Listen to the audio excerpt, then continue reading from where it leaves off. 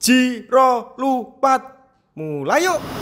Halo, selamat pagi sahabat Bawaslu. Jumpa lagi di mana lagi kalau bukan di podcast Bawaslu Jateng, acara tentang kepemiluan yang selalu kamu tunggu-tunggu. Dan baik lagi di sini sama Yusuf Manggala dan kita bakal kulik persiapan seputar Pilkada 2020. Dan hari ini kalau podcast kita biasanya ada di kantor Bawaslu Provinsi Jawa Tengah, hari ini ada yang beda. Kita saat ini ada di Bawaslu Kota Semarang. Seperti yang semua kalian tahu, sudah ada background di belakang. Ini adalah media centernya Bawaslu Kota Semarang. Dan saat ini kita bakal kulik apa aja sih persiapan daripada Pilkada 2020 yang akan berlangsung di bulan September nanti. Nah, saya nggak sendiri, saya sudah barengan sama sosok-sosok orang-orang yang sangat berarti di Kota Semarang ya. Ini ada Pak Amin, Muhammad Amin, Ketua Bawaslu Kota Semarang. Halo Pak, selamat pagi, apa kabar? Selamat pagi, baik Baik ya, oke. Ada juga ini Pak Wasyam dari Gunung Pati ya, Mas Wildan Prasetyo. Ini bisa dikatakan Pak Wasyam termuda gitu ya. Waduh, umurnya berapa Mas? Saya 26 dong. 26 udah jadi Wasyam. Wow, luar biasa, tepuk tangan dong. Luar biasa, 26 udah jadi Wasyam. Ini pasti pengalaman pertama kali dan juga pengalaman baru juga untuk Mas Wildan ya. 26 udah menjadi Panwasyam, ini termuda sahabat Bawaslu. Nah, tapi sebelum kita mengulik lagi nih tentang kesan-kesannya jadi Panwasyam itu apa, aku pengen tanya dulu nih Pak Amin dan juga Mas Wildan. Ini kan Kota Semarang ini adalah salah satu kota yang nantinya juga akan melaksanakan pilkada di tahun 2020 begitu ya. Dari 21 kabupaten kota ini salah satunya. Nah, ini bagaimana nih? Saya pengen tahu dulu Pak Amin, persiapan dari jelang pilkada 2020 dari segi SDM sendiri. Ini kalau boleh tahu stafnya jumlahnya berapa di sini? Di sini ada sekitar 15 staff. Terus kemudian di segi keuangan sama sarana prasarananya gimana nih kesiapannya untuk nanti jelang pengawasan pilkada 2020? Baik Mas Yusuf, selamat pagi sahabat Bawaslu semuanya. Saya Muhammad Amin dan saat ini memang di Kota Semarang salah satu yang akan melaksanakan Pilkada 2020. Nah, terkait persiapan yang tadi disampaikan, barangkali dari sisi sumber daya manusia kita saat ini kami sudah merekrut panwas tingkat kecamatan, yaitu dengan jumlah masing-masing tiap kecamatan itu 3 orang. Artinya 48 di 16 kecamatan Mas Yusuf. 16 kecamatan ya, iya, Semarang. 16 kecamatan. Kemudian dari sisi SDM yang lain, bahwa kami didukung juga dengan staf kami yang memang usianya relatif muda semua. Artinya ya untuk era-era saat ini pas lah gitu. Artinya dengan SDM kami yang beragam betul, yang punya pendidikan yang beragam dari mulai sarjana hukum, terus kemudian administratif, kemudian juga keuangan. Artinya bagi kami ini mendukung sekali program-program kita. Nah, dari sisi keuangan tadi disampaikan, barangkali dalam Pilkada 2020 ini kan adalah diambil dari naskah hibah daerah, yaitu APBD lah istilah kami. APBD itu kalau jumlahnya sih sekitar 13 miliar di Kota Semarang, yaitu yang sudah ditandatangani dan saat ini sudah dikucurkan hampir 40% sesuai dengan naskah hibah tersebut. Oke, terkait sarana prasarana semua juga sudah menunjang ya, baik untuk kerja-kerja staf nantinya dalam pengawasan pilkada sudah ada semua ya. Insya Allah ada semua. Dari sisi dari tingkat kecamatan juga sudah terpenuhi semua. Dari data kami di 16 kecamatan itu terkait sekretariat misalkan, untuk mereka bekerja itu sudah semua. Kemudian sarana dan prasarana mulai dari kemudian alat-alat untuk pekerjaan kan, misalkan seperti komputer, laptop dan semuanya sudah tersedia semua. Tinggal running sebetulnya. Tinggal running. Berarti ini sudah membuktikan bahwa Kota Semarang ini sebenarnya sudah siap begitu. Siap untuk mengawasi pilkada 2020. Dan kalau boleh tahu Pak, kita juga pernah Kota Semarang ini juga pernah mengawasi pilkada beberapa tahun yang lalu ya. Di tahun berapa ya? Tahun 2015. Tahun 2015 ya. Ini running lagi untuk pilkada. Tentu ini menjadi hal yang di pengalaman di tahun 2015 mungkin juga sudah cukup banyak begitu yang kemudian nanti dijadikan strategi untuk pengawasan di tahun 2020 nanti ya. Ini pertanyaannya aku lebih ke Pak Amin dulu ya. Mas Wildan tetap nanti ada. Kita akan lebih kulik secara segi milenial ya. Begitu. Tapi kalau boleh tahu nih kayaknya semua milenial di sini ya. Pak Amin pun juga milenial, Mas Dudani juga milenial. Baru 17 tahun. Baik, itu ada aturan ini kan 17 tahun jadi pengawas bawas kayaknya paling rendah berapa? 25 ya? Iya, Oke. Nah, Pak Amin, saya pengen tahu nih, ini ada nggak strategi khusus di Kota Semarang? Karena kan beberapa waktu lalu juga pernah menyelenggarakan pilkada, melakukan pengawasan juga. Ada nggak sih? Memang kalau segi aturan memang sudah ada ya, harus seperti apa, ketentuan-ketentuannya sudah diatur, pengawasan seperti apa. Tetapi belajar dari pengalaman pilkada lalu, ada nggak yang harus lebih dimantapkan lagi untuk mungkin tidak mengulang kesalahan yang sama pada tahun 2015? Baik, mungkin dari beberapa sisi ya, banyak dimensi kalau kita mengukur. Misalkan 2015 itu banyaknya kasus-kasus penanganan pelanggaran terkait politik uang. Oke. Satu. Tetap ya itu ya. Tetap itu. Jadi hampir semua pemilu dari tahun ke tahun itu memang itu pertama. Oke. Yang kedua yaitu netralitas ASN. Kemudian yang ketiga terkait juga dengan pelanggaran administratif itu yang terbanyak. Nah, dari berkaca di 2015 tersebut tentunya menghadapi pemilu pilkada 2020 ini kita juga punya strategi. Oke. Nah, salah satunya mungkin kalau boleh berbagi dari sisi apa yang sudah dirilis oleh Bawaslu RI, Bawaslu Jawa Tengah terkait indeks kerawanan pemilu. Nah, khususnya untuk pilkada saat ini, memang dari IKP sendiri di Kota Semarang ini cukup sedang, ya, artinya di kisaran 51, berapa gitu. Artinya dari tingkat kerawanan ini, pemetaan ini baru kita punya strategi terkait nanti pengawasannya. Seperti apa misalkan? Oke. Mungkin pertama yaitu kita lebih banyak nanti di pola-pola pencegahan. Nah, artinya secara masif ini program-program kami dari Bawaslu Kota sampai tingkat kecamatan itu nanti berkali-kali akan mengadakan sosialisasi terkait misalkan kalau tadi relevansinya dengan netralitas ASN misalkan, bagaimana kita memberikan sosialisasi kepada masyarakat. Kalau kita lihat ASN di Kota Semarang cukup besar Ya? sekitar 5 jutaan, 5 juta penduduk, bayangkan mayoritas ASN dari data lo ya. Nah, dari situ kan nanti nggak mungkin lah semuanya bisa mencakup. Artinya program-program seperti ini apalagi digagas anak-anak muda ini cukup bagus banget. Artinya bagaimana pola sosialisasi tidak melulu pada persoalan ke bawah. Misalkan kita langsung sosialisasi langsung, bisa juga lewat media kan. Nah, dari situ kami nanti programnya mungkin sosialisasi pada ASN guru-guru dulu, kemudian ASN di pemerintah, misalkan di OPD terkait lah ya, dari tingkat kota sampai tingkat kecamatan sampai pada tingkat kelurahan. Nah, dari sana. Kemudian yang terkait kedua yaitu terkait misalkan politik uang, kita juga sudah punya program yang namanya Kelurahan Anti Politik Uang. Kelurahan Anti Politik Uang. Uang. Ini di Kota Semarang ada 3 pilot project yaitu di Kecamatan Pedurungan, Dayamsari dan juga di Banyumanik. Nah, dari pilot project 3 inilah nanti kita akan terus-menerus secara bergiliran sampai kepada 16 kecamatan. Nah, ini kan penting, artinya bagaimana kita membentuk kelurahan-kelurahan politik anti politik uang. Tujuan pertamanya yaitu untuk memberikan kesadaran kepada masyarakat tentang bahayanya politik uang. Yes. Karena demokrasi kita saat ini nih dibangun dengan susah payah. Hampir kita 20 tahun membangun sistem demokrasi di negara kita. Nah, memang hasilnya kan ya kita lihat sendiri, ada yang memang sudah bagus di pemerintahannya, ada yang belum. Nah, yang belum inilah kita coba perbaiki satu persatu. Kalau misalkan kemarin kok masih banyak ya politik uang prakteknya. Kalau di Semarang sendiri berapa kasus politik uang yang terjadi? Mungkin berkaca pada pemilihan presiden kemarin. Kalau kemarin berapa? 45 kasus. 45 kasus. Tapi yang memang hanya 10 yang dugaan politik uang, dan itu semuanya memang dalam pembahasan kedua ketiga di sentra terpadu kita memang belum memenuhi unsur. Nah, ini yang memang tugas kita bersama. Apalagi ini banyak ya teman-teman yang kita libatkan mulai dari kecamatan, kelurahan, pengawas TPS. Oke.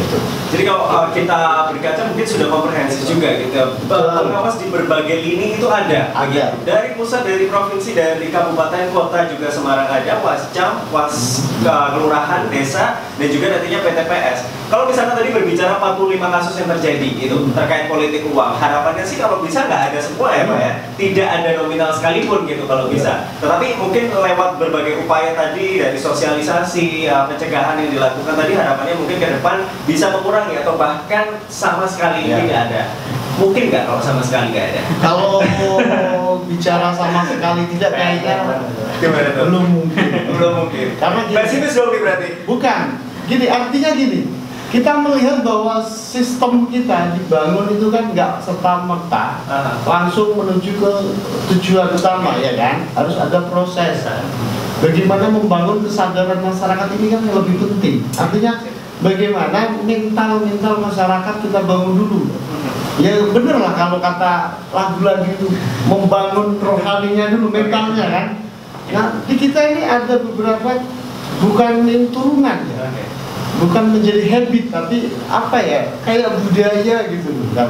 Nah ini yang kita pengen coba, kita mengajar pendidikan politik kepada masyarakat tentang bahayanya politik uang, misalkan kayak gitu.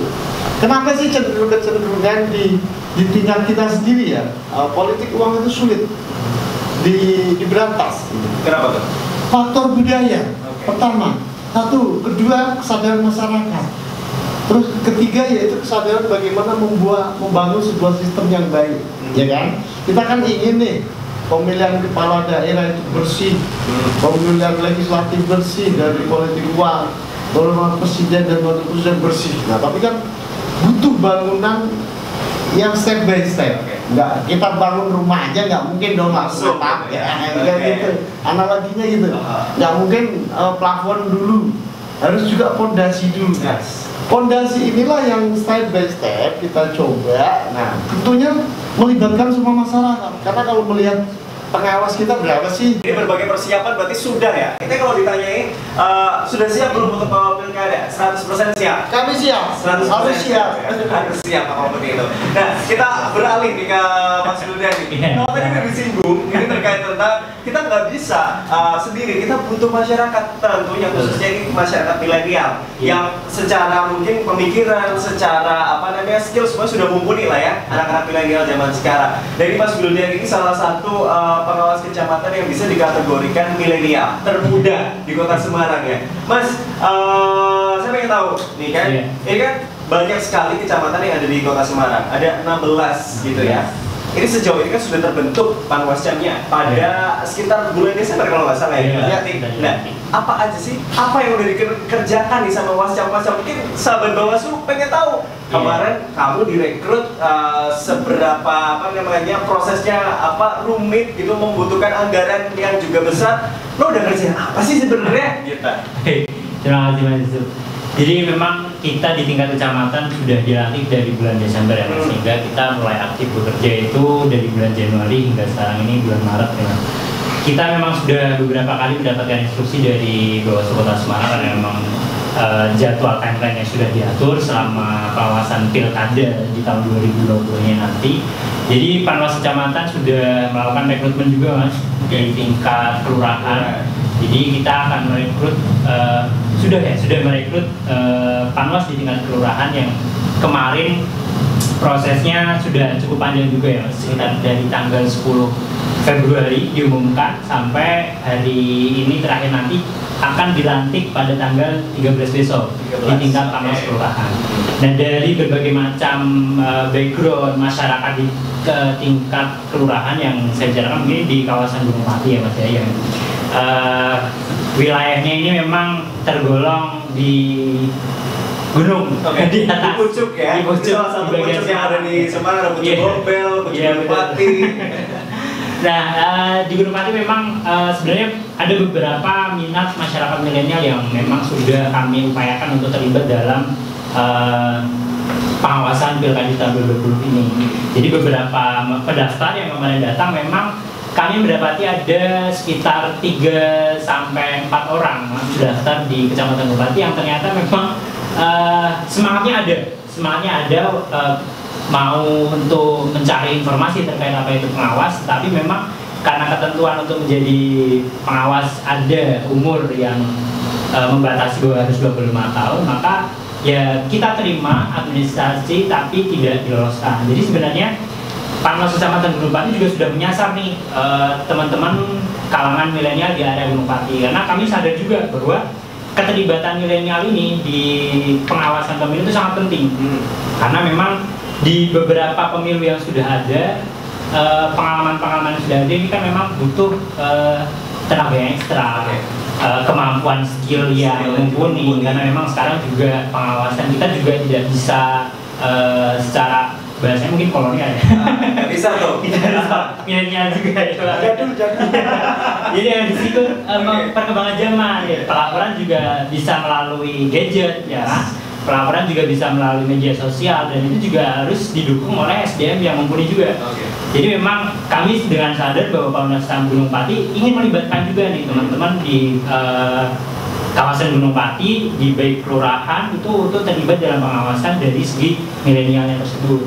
Nah, akan tetapi karena memang ada batas umur itu, jadi kita juga memahami pendaftar yang sudah datang ini kami arahkan untuk tetap terlibat dalam pengawasan depan, dilibatkan untuk menjadi pengawas partisipatif dengan nanti program-program yang akan kami susun, dan juga nanti akan kami arahkan untuk ada nih nanti besok pengawas TPS yang mungkinnya nanti semoga saja regulasinya mendukung untuk teman-teman yang sudah mengenal, sudah paham apa itu Bawaslu, bagaimana pengawasan pemilu, untuk mereka juga bisa benar-benar terlibat gitu ya. Karena semangatnya sudah ada. Semangat dulu nih yang terpenting ya. Tapi kalau misalkan berbicara umur, ini Mas Budi kan 25. 25 ini tergolong masih milenial loh ya. Karena milenial itu kan usia 90 ke atas, tahun-tahun kelahiran 90 ke atas begitu. Tapi tadi ada yang lebih muda, tapi mencoba untuk mendaftar ya. Ini kita harus apresiasi dan dipupuk terus nih Mas ya. Karena kalau misalkan itu sudah punya semangat jiwa yang besar, kalau kita dari Bawaslu-nya sendiri nggak merangkul, takutnya lepas begitu kan. Kita harus tetap terus pupuk gitu. Nah, kalau dari segi Panwasem sendiri kemarin kan sudah melakukan rekrutmen gitu ya untuk desa dan kelurahan begitu. Nah, ada kendala nggak kemarin yang terjadi? Kalau di Gunung Pati sendiri khusus di Gunung Pati, alhamdulillah memang kita tidak begitu mendapati banyak kendala ya, karena upaya pengenalan kita dalam pengumuman rekrutmen ini kepada masyarakat juga sebisa mungkin, semaksimal mungkin sudah kita ada pengumuman MMI di sudut-sudut strategis di wilayah Kecamatan Gunung Pati, sudah kita sampaikan di grup komunikasi sosial media juga, hingga mungkin untuk pendaftar pelamar alhamdulillah mencukupi. Kami di Gunung Pati tidak ada perpanjangan pendaftaran, karena memang pendaftar yang disyaratkan untuk dalam rekrutmen regulasi ini terpenuhi semua. Jadi semua ya. Ya alhamdulillah tidak ada kendala yang berarti ya Mas. Mungkin ya 1-2 karena memang tadi ada yaitu peserta-peserta yang mungkin antusiasnya ada, tapi sangat disayangkan karena memang regulasi yang mengatur. Jadi kita harus memberikan arahan yang juga tidak mengecewakan nih bagi pendaftar-pendaftar yang sudah tertarik. Ini karena kan memang kemarin beberapa waktu lalu ini sempat terjadi mungkin kasus juga, beberapa media memberitakan juga gitu ya, dengan gaji yang mungkin cukup lah, tapi kenapa peminat yang untuk mendaftarkan menjadi Wasdes dan kelurahan ini tuh minim? Karena terbukti juga setelah dibuka beberapa pendaftaran sampai pada waktu tertentu hanya 2 kabupaten kota yang terpenuhi. Mungkin Kota Semarang juga salah satu ya yang belum terpenuhi pada waktu itu gitu. Tapi sekarang semuanya udah clear, semua udah terpenuhi semua begitu. Jadi aku pengen tahu nih Pak Alif, kenapa sih sebenarnya sampai sebegitunya gitu kok belum terpenuhi? Apakah tadi kalau dikatakan Gunung Pati ini semuanya semua sudah dilakukan begitu kan ya, publisher semuanya sudah. Ini sebenarnya kenapa sih kok bisa sampai belum terpenuhi? Apakah gajinya masih dirasa kurang, atau mungkin pengalamannya aku belum pernah nih jadi Wasdes Maskal, belum punya cukup pengetahuan, atau mungkin bisa juga traumatik karena pemilu 2019 lalu memakan cukup banyak korban gitu kan yang berjatuhan. Apakah karena itu tuh? Kenapa tuh Pak Amin? Kalau dari relatif sih, kalau kasus di Kota Semarang memang ada 2 nih. 2 kecamatan yang belum memenuhi, yaitu Semarang Barat dan juga Candisari. Memang setelah kita tanya, setelah kita telusuri apa sih penyebab dari semua itu gitu, artinya memang ada beberapa tingkat kesulitan di wilayah-wilayah tertentu, misalkan di Candisari. Ini wilayah topografinya itu luar biasa. Candisari. Ada gunung, bukit-bukit itu yang memang jauh dari pemukiman. Nah itu di sana memang peminatnya sama sekali kurang, dari pemilu ke pemilu, dari pilkada ke pilkada itu juga begitu. Artinya memang satu informasi. Kedua, di sana itu mayoritas tidak orang nggak berminat untuk menjadi penyelenggara. Ketiga, mungkin masalah faktor umur. Karena gini, tadi disampaikan Mas Wildan juga terkait umur, kan ini minimal 25 tahun. Di sana generasi mudanya yang pengen ikut itu banyak, tapi terkendala itu. Nah itu, kemudian informasi ini kadang ada ketersenggarkan, walaupun kita tadi disampaikan sudah maksimal nih publikasi, misalkan ngasih pengumuman baik itu lewat sosial media, kemudian langsung tiap kelurahan diinformasikan ke RT RT. Nah itu juga mengalami kendala sampai batas kemarin ya. Nah itu memang ada 3 kelurahan yang belum terbentuk, namun sekarang sudah selesai semua. Terus kemudian di Semarang Barat misalkan, nah itu memang unik kalau di Semarang Barat. Uniknya kenapa? Kalau tadi Candi kan memang topografi, pemenggalan dari dulu memang situ nggak penuh. Kalau di Semarang Barat lucu karena di sini gini, peminatnya banyak. Nah cuma ngeblok beberapa kelurahan. Oh jadi dia sudah ngincer di situ, betul, nggak mau ditempatin di kelurahan lain. Nah ini juga problem, artinya kenapa sih kalau faktor apa tadi honor relatif lah ya. Semua orang pasti ngomong relatif gitu. Nah tapi kan terkait juga dengan ketersediaan kita dalam nanti menjelang pilkada 2020. Nah lucunya di sana itu memang itu terblok. Kasusnya terblok, artinya ada beberapa peminat di kelurahan itu yang membludak sampai 8 atau 10 orang, tapi di sisi lain di wilayah sebelahnya itu kosong sama sekali. Nah, sebetulnya itu sampai detik akhir kemarin masa pendaftaran itu memang hanya 1 orang. Tinggal menambahkan kan harus kuota minimal 2 gitu. Minimal gitu kan. Nah, kita sih pengennya semua maksimal ya, artinya dari setiap kelurahan itu minimal 5 atau 6, artinya biar kami bisa memilih yang terbaik nanti yang akan ditempatkan di kelurahan. Nah itu salah satunya. Kemudian lagi-lagi faktor informasi. Nah ini juga mungkin buat evaluasi kita, artinya padahal sudah kencang kita informasi sana. Sosial media juga sudah ya berarti. Sudah. Semuanya lini pemberitaan sudah dilakukan. Kita kan punya database Panwas Kelurahan 2019 itu pun sudah maksimal. Kemudian pengawas TPS kita di 2019 itu kan 4.542 orang. Jumlah yang cukup signifikan. Nah, artinya pusat-pusat informasi inilah yang memang penting banget buat kedepannya, artinya evaluasi ya. Satunya tadi umur ya, memang dari sisi regulasinya kalian itu mewajibkan itu.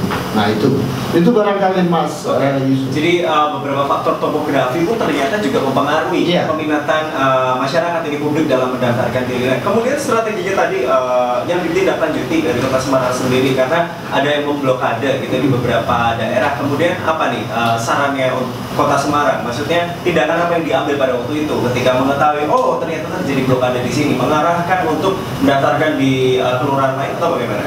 Ya, ini jadinya kami membuka lagi satu perpanjangan yang sampai kemarin tanggal 6 sampai 10 itu perpanjangan Maret ya. Itu kita lakukan perpanjangan. Tapi akhirnya juga mereka terpenuhi gitu. Artinya ya sudah, artinya kan memang mungkin dari kendala informasi, kendala umur ini ternyata bisa kalau kita memang mau berusaha. Itu kan artinya dalam semangat kita mau berusaha. Nah disitulah sebetulnya nggak kendala ya, tapi cuman kan memang informasi itu ada ketersediaan saja. Artinya setelah perpanjangan juga selesai gitu. Nah, dan saat ini memang sudah memenuhi kuota semua ya. Tapi nggak ada ya Pak Amin dan juga Mas Wildan, apa istilahnya kayak traumatis gitu, karena kemarin pemilu 2019 cukup memakan banyak korban. Nggak ada ya? Sampai yang mereka berpikir, jangan nanti malah aku melayang nyawanya gitu kan. Karena kan banyak memakan korban gitu, nggak ada yang sampai segitunya ya. Kalau yang berpikir ke sana barangkali nggak ada yang 2 kelurahan ini loh ya. 2 kecamatan maaf. Sampai situ. Kalau yang lain saya kurang tahu. Mungkin kalau di Gunung Pati 50% lebih memang malah pendaftar itu datang juga dari pengawas sebelumnya.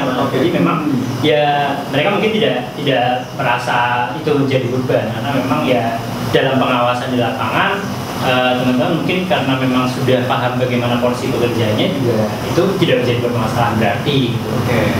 Nih kalau aku pengen tahu nih Mas Wildan, ini kan selaku yang masih muda, milenial gitu, apa nih kesan pertama? Karena kan banyak orang juga yang mungkin underestimate begitu. Ini milenial, ini orang muda, anak muda bisa apa gitu. Kadang kan ada yang kepengawasan itu kan orangnya itu terus gitu, karena sudah mumpuni, sudah tahu, sudah berpengalaman begitu. Nah, dari segi milenial sendiri, ini pengalaman apa sih kemarin yang didapat begitu? Kalau dari saya pribadi memang sebelumnya sudah pernah jadi staff ya Mas, staff untuk membantu anggota di Kota Semarang untuk melakukan pengawasan. Jadi berangkat dari pengalaman tersebut, saya meyakinkan diri saya untuk coba mengejawantahkan apa yang saya dapatkan di Kota Semarang ini, itu benar-benar saya bisa berikan pengaruh kepada masyarakat di Gunung Pati, di domisili saya sendiri. Jadi saya berkeinginan dengan adanya saya di Kecamatan Gunung Pati ini, saya juga memberikan dampak positif dan pembelajaran untuk masyarakat Gunung Pati terkait bagaimana sih pengawasan pemilu itu. Jadi saya ingin mengenalkan nih kawan-kawan saya yang masih milenial itu tadi, yang mereka ini mungkin dalam hal pengetahuan terkait apa sih pengawasan pemilu, apa sih proses pemilu tahapannya seperti apa, itu benar-benar saya upayakan untuk saya yang sudah punya pengalaman di Kota Semarang ini punya peran juga untuk memberikan pengaruh dan pengenalan kepada teman-teman. Dan alhamdulillah karena saya juga beberapa kesempatan kemarin ikut terlibat di kegiatan remaja di lingkungan rumah saya, kesempatan itu saya gunakan, manfaatkan untuk benar-benar memberitahu nih ke teman-teman ada peluang misalkan jadi pengawas kelurahan itu tadi, atau memberikan sosialisasi terkait bagaimana tahapan-tahapan pemilu itu, apa sih juga hal-hal yang menjadi kerawanan di wilayah Kecamatan Gunung Pati itu apa saja. Jadi harapannya senior-senior kita ini yang sudah lama mengawasi ini tadi, yang image-nya itu seolah-olah yang sudah berpengalaman, yang terus akhirnya dijadikan sebagai itu lagi gitu. Nah ini kan ada masanya juga, beliau-beliau ini mungkin merasa capek. Nah itu yang kita mempersiapkan nih pembaruan. Nah ini saya yang terus saya merasa yakin bahwa saya bisa memberikan pengaruh pada teman-teman di lingkungan saya, juga ikut serta mengenalkan nih, yuk teman-teman, kita misalkan nanti ke depan memang dibutuhkan oleh masyarakat, dibutuhkan oleh negara nih, terpanggil sebagai pengawas, ya teman-teman sudah siap gitu, teman-teman sudah tahu, gak lagi melulu ketika nanti ditanya baru anak kemarin, nggak tahu apa-apa mungkin. Nah, tapi dengan sosialisasi ini memang ada yang seperti itu. Iya, ini memang realita, nyata. Iya, benar. Terus eksperimen itu kalau misalkan pasti orang itu lagi, karena orang itu udah berpengalaman, tahu segi-seginya, tahu celah-celahnya mana yang mana gitu kan. Kalau sekarang kita menjadi milenial, banyak sekali yang beranggapan itu pengalaman apa gitu kan. Tapi Mas Wildan, apa sih sebenarnya harus dimiliki nih ketika memang ini kan Mas Wildan pertama kali ya kan, pertama kali di Wascam, ini newbie kan, gitu kan. Apa sih yang harus dimiliki pertama kali ini bagi sosok-sosok milenial muda ini yang terlibat atau terjun menjadi pengawas, ini apa yang harus dimiliki? Pertama memang yang harus kita bentuk dari diri sendiri itu adalah kemauan. Ya, kita pertama harus mau dulu. Yang kedua itu berani.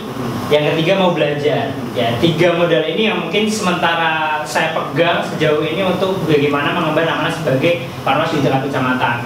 Kenapa harus ada kemauan? Karena itu tadi, kalau kita tidak merasa terpanggil, ya mungkin kita tidak akan mengambil peluang ini sebagai pengawas gitu. Yang mungkin stereotipnya tadi di masyarakat menganggap bahwa nggak punya pengalaman lah atau seperti apa gitu. Jadi kita harus mau dulu. Yang ketiga, kita harus berani, karena ya sebagai pemuda ya kan, kita sebagai orang yang nantinya akan diandalkan di masyarakat juga, kalau kita tidak mengambil peran, tidak mengambil kesempatan ini, kita tidak akan dianggap sebagai apa-apa gitu di masyarakat gitu. Jadi kita harus ambil peran, berani. Berani dulu. Ya, yang ketiga kita harus mau belajar. Nah, bukan berarti dengan adanya stereotip senior-senior tadi itu kita terus malah menghindar. tapi kita harus belajar dengan beliau-beliau ini juga gitu loh. Jadi dengan adanya beliau-beliau yang sudah senior tadi, kita jangan terus merasa kita yang lebih muda, kita yang lebih mampu, tapi kita harus mau belajar juga. Kita datang, sowan, mempelajari bagaimana kondisi masyarakat di Gunung Pati. Jadi dengan modal itu nantinya masyarakat yang tadinya mungkin ragu dengan kita milenial ini jadi semakin yakin gitu. Oh, anak muda sekarang bisa kok diandalkan gitu, bisa kok jadi pengawas. Jadi itu yang nantinya menurut saya bisa menjadi model untuk teman-teman milenial menjadi pengawas. Oke, berani dan mau belajar itu kunci utamanya. Gitu. Berarti tugas Anda sangat besar ya untuk membuktikan ke masyarakat bahwa saya bisa. Jadi Pak Amin, kalau melihat ini fenomena seperti ini, gitu kan ya, milenial juga ikut bergabung. Ada banyak yang beranggapan seperti itu. Kalau kunci dari Pak Amin sendiri apa nih untuk mereka yang mungkin baru pertama kali join untuk menjadi pengawas begitu? Ya baik, bahwa kunci utama yang perlu kita tekankan sebagai pengawas yaitu memiliki integritas. Yes. Ini penting karena bagaimanapun teman-teman milenial ini kan newbie lah istilah saat ini. Jangan juga beranggapan bahwa lu lagi ya gitu kan. Nah ini kita coba menepis karena memang eranya sudah berubah betul. Oke. Dan kita pun yang merasa di kota ini juga nggak boleh strateginya harus begitu, harus semua dilibatkan. Nah, alhamdulillah kemarin dari perekrutan Panwas Kecamatan ini 61% itu muda ya, dan baru. Nah artinya kan ini wajah-wajah baru besar itu 61% kan. Artinya tepis anggapan bahwa lu lagi itu udah nggak ada di Kota Semarang, khususnya Kota Semarang ya. Nggak tahu kalau yang tempat lain. Artinya pertama itu integritas lah ya. Integritas ini bagaimana nanti dalam menjalankan tugas punya integritas yang baik itu perkataan, perbuatan dan juga terkait dengan pengawasan. Nah ini penting. Yang kedua yaitu mempunyai inovasi tentunya. Kami serahkan, nah manajemen kami di tingkat kelurahan, pengelolaan manajemen Anda monggo. Semua dilimpahkan ya ke bawah ya. Tapi tentu kan kita punya kewajiban juga kontrol, himbauan dan juga pembinaan. Nah ini yang penting. Kalau inovatif monggo. Pokoknya kami ini tidak mengarahkan, tapi kami membuat satu manajemen yang beda lah. Artinya ini kan kaum muda, nggak mungkin pendekatannya juga letterlock harus ansih, harus berbuat ini, enggak. Tapi saya kasih kebebasan, kita kasih kebebasan untuk kreativitas misalkan, inovatif membuat satu program misalkan, monggo. Misalkan dalam partisipatif, mereka membuat satu program yang kita bebaskan betul. You mau misalkan anak muda nih, dia udah kesini proposalnya, kita review bareng. Terus ini anggarannya. Nah, artinya ini sudah mulai step by step kita terapkan. Artinya bagaimana ke depan akan lebih banyak anak-anak muda yang berperan di dalam pengawasan. Itu tujuan kami. Terus yang kedua yaitu selanjutnya maksudnya yaitu mulai IT. Ini penting. Karena era globalisasi, integritas, kemudian kedua tadi inovasi, betul, mulai IT. Mulai IT itu yang penting lah. Artinya saat ini di era globalisasi sekarang ini, apalagi era 4.0, wah ini penting gitu. Orang-orang tua seperti kita ini kan ngapain? Orang tua seperti kita. Kita ke Pak Amin. Karena saya udah umur sama tadi sama eranya, era 40-an kan era 40 gitu kan. Umur saya juga udah eranya segitu kan. Artinya sama gitu. Nah ini mulai IT ini penting karena apa? Saat ini kan inovasi Bawaslu luar biasa betul. Baik dari sisi pengawasan, pelaporan, bahwa mungkin bukan hanya pengawasan, penindakan, terus kemudian sengketa, keuangan dan semuanya sudah menggunakan teknologi informatika. Misalkan pengawasan, pelaporan online, terus kemudian juga terkait pengisian yang online itu, kemudian sengketa juga begitu, ada SPIP. Kemudian dari sisi keuangan sudah menggunakan metodologi yang berbeda dari yang nah ini yang harus kita kejar. Artinya penting bagi seorang pengawas untuk melek IT. Itu yang pertama kali tekankan. Selain integritas ya, kalau itu harga mati lah kayak NKRI gitu ya. Harus. Pokoknya kayak NKRI harga mati lah. Melek IT, kemudian integritas itu harga mati, melek IT. Karena gitu, udah berubah. Kita juga harus berpikir bahwa ke depan itu ini semua akan milik anak-anak muda. Nah, bagaimana kita pengen anak-anak muda ini dibekali sesuatu yang baik dan benar dulu. Nah, itu yang penting. Kalau ke depan sudah regenerasi lah, nggak mungkin lah kita terus-menerus akan seperti era-era zaman dahulu. Eranya sudah berubah gitu. Mungkin juga 5 tahun sekali ya. Ini. Tapi yang penting artinya anak-anak muda ini mampu membuat satu terobosan penting bagi perkembangan demokrasi di Indonesia. Artinya ikut mewarnai ini penekanannya. Oke, integritas, kemudian inovasi dan juga melek IT ini yang harus dibutuhkan ketika nanti memang kamu semuanya sahabat Bawaslu pengen gabung jadi pengawas gitu ya, jadi penggawa pengawas. Nah, ada lagi nih, ini mungkin yang juga sedang beredar isu-isu ini juga ramai diperbincangkan tentang adanya putusan MK. Pasti tahu kan yang kemarin memberlakukan pemilihan serentak sesuai regionnya. Ini menurut Pak Amin dan juga Mas Wildan tanggapannya gimana? Kalau misalkan akan dibentuk serentak begitu, apakah tidak juga nanti membebani teman-teman yang ada di bawah atau bagaimana nih? Kalau menurut pendapat kalian? Kalau pendapat pribadi sih ini kan memang ranah dari legislatif ya. Artinya sebagai sebuah institusi tertinggi untuk memutuskan apakah itu nanti keserentakan sesuai putusan MK. Artinya dari putusan MK 48 ini kan memang ada beberapa opsi. Kalau tidak salah ada 5 opsi yang memang misalkan memecah antara pemilu legislatif dan eksekutif di tingkat pusat, kemudian adanya pilkada yang juga menjadi satu rezim. Itu saya pikir kalau secara pribadi saya sepakat itu dipisahkan. Jangan kita juga berkaca pada 2019 kemarin yang tadi Mas Yusuf sampaikan bahwa ada banyak problem itulah yang ingin kedepannya kan akan digagas lebih cantik gitu lah kan pemilu. Kalau kami sih sepakat itu pemilu di tingkat pusat itu sendiri, di tingkat daerah sendiri, artinya dengan beberapa opsi. Tapi ini tentu kan masukan juga bagi legislator kita, senator kita di tingkat pusat situ, bagaimana membuat desain dari pemilu ini yang memang satu tidak memberatkan penyelenggara, kedua tidak memberatkan masyarakat, dan pemilu ini dijadikan satu ajang ajang happy buat masyarakat. Karena kan pesta. Bagaimana sebuah pesta harus dibebani dengan sesuatu yang memberatkan masyarakat, kan nggak lucu gitu, nggak seru lah. Apalagi masyarakat ini hak satu-satunya masyarakat ya kan, hak masyarakat satu-satunya itu hak konstitusional kalau sebagaimana undang-undang itu ya keterlibatan masyarakat sendiri itu membangun sistemnya sendiri, bagaimana pemilu itu bisa membuat masyarakat happy ya kan. Betul. Itu dari pesta gitu ya, semua yang menikmati ya pesta kok nggak seru dibatasi. Kalau sebenarnya juga sama? Ya kalau dari saya pribadi seperti apa yang disampaikan Pak Amin, memang semangat yang diangkat bahwa pemilihan demokrasi ini dilaksanakan serentak itu kan memang mungkin ada beberapa faktor-faktor penentu seperti mungkin penghematan biaya dan sebagainya ya Mas ya. Tapi memang perlu diperhatikan juga dari sisi pengawas ya, kalau saya pribadi melihatnya bahwa memang ketika misalkan dilaksanakan serentak satu waktu memang itu sangat menguras tenaga. Dan itu mungkin dianggap dan dirasa oleh pengawas itu akan menjadi tidak efektif karena pengawasan yang jadi objek kita ini mungkin terlalu banyak juga.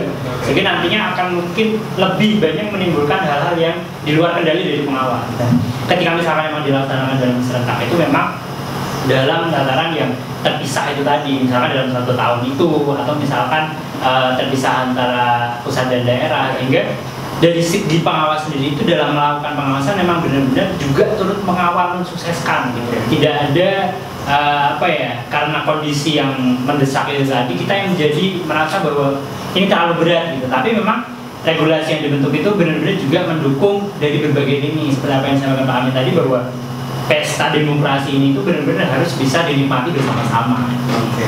Lebih lagi kepada masyarakat ya. Coba kita memikirkan masyarakat, seberapa nyamannya masyarakat begitu.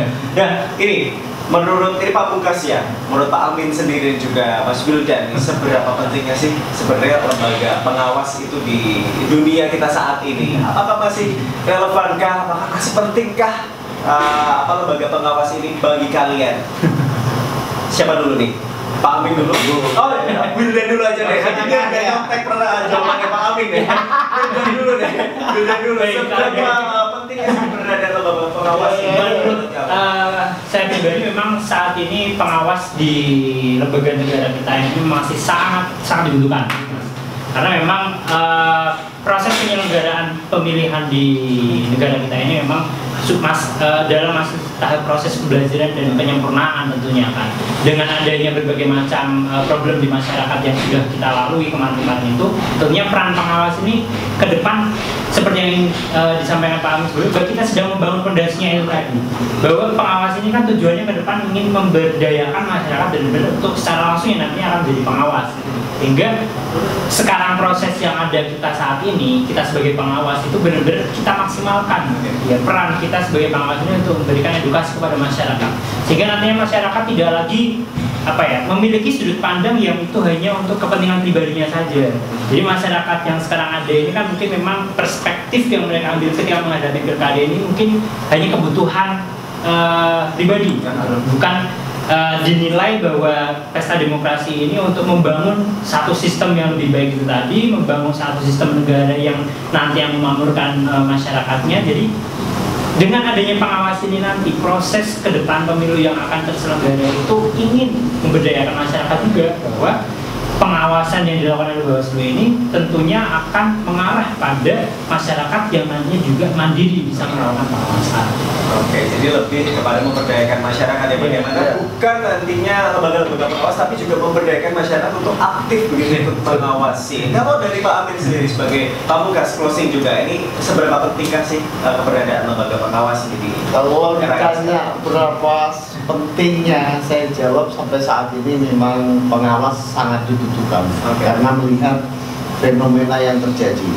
Apakah pertanyaan dulu, malah balik bertanya nih, apakah kita sudah siap sebagai sebuah bangsa besar kita melepaskan itu? Karena apa? Melihat indeks kerawanannya seperti itu, kemudian dari sistemnya, bagaimana kalau tanpa pengawasan? Nah ini yang penting. Artinya yang ingin saya katakan bahwa saat ini pengawas pemilu masih dibutuhkan. Kecuali kita memang demokrasinya memang sudah berjalan dengan baik, terus tidak ada kecurangan di dalam pemilihan maupun pemilu. Nah ini yang penting. Artinya pelanggaran atau dugaan pelanggaran itu sudah tidak ada, barangkali bisa dikembalikan ke masyarakat. Artinya nanti satu lembaga pengawas seperti kita itu sudah nggak berfungsi lagi ketika peran masyarakat sudah terbentuk dengan baik. Nah, kenapa di negara-negara lain itu tidak ada? Nah, inilah Indonesia yang penting, karena kita is different country ya, beda bangsa, beda aturan dan juga. Nah, ini yang juga harus juga di mindset kita harus dirubah, bahwa saat ini kenapa ini bilang penting, karena memang sistem demokrasinya belum berjalan. Kalau memang sudah berjalan, monggo. Nah, kita juga siap untuk melepas peran, malah sambil tadi Mas Yulan sampaikan bahwa ke depan pengawas ini memberdayakan masyarakat. Nah, artinya pelibatan masyarakat secara aktif. Nah, ini kan yang sampai kemarin pemilu 2019 saja, ini pelaporan dari masyarakat di kita cukup minim. Artinya itu kan indikator gitu loh. Masih apatis juga. Apatis. Takut, masih takut lah. Orang mau melapor aja masih takut. Nah, bagaimana kalau sudah masyarakat ini indikatornya 60% berani melapor ke petugas atau ke pengawas, ini berarti oke, siap-siap nih masyarakat kita, gitu kan? Itu Mas Yusuf. Oke. Jadi kalau ditanya Mas, penting, sangat penting gitu. Iya. Melihat karena memang culture Iya. kita different sama Iya. negara lain. Kita Berbeda. masih butuh lembaga pengawas, kita masih butuh juga tenaga-tenaga pengawas yang nantinya harapan ke depan ini dapat memperdayakan masyarakat Indonesia untuk lebih utamanya adalah berani dulu deh kalau Betul. kita kaitkan sama Pak Amin tadi, Iya. melaporkan diri. Iya. Minim juga karena memang takut atau mungkin ketidaktahuan itu tadi yang juga mungkin menjadi faktor untuk masyarakat tidak berani untuk melaporkan. Nah, itu sahabat Bawaslu, terima kasih Pak Amin dan juga Sama-sama. terima kasih Mas Bidan atas sharingnya pagi hari ini.